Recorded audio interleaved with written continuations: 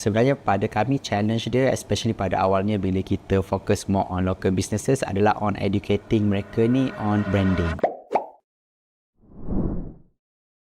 I think the key dalam marketing is always about consistency. Ada orang dia dah buat, dia rasa tak jadi, buat sekali tak jadi, dia dah tak nak buat dan dia start benda lain. So apa yang berlaku kat situ adalah masa you start orang lain masuk, you nak bina momentum tu lambat. So bila stop, apa yang berlaku adalah orang start forget about you. Sebenarnya pada kami challenge dia especially pada awalnya bila kita fokus more on local businesses adalah on educating mereka ni on branding. Sebab kita ramai orang faham pasal marketing, tapi bila kita sebut pasal branding, ramai orang yang kurang faham mengenai branding. Ada kawan sahaja, adakah logo sahaja, dan bila kita sebut pasal it's a long term game, semua orang start takut.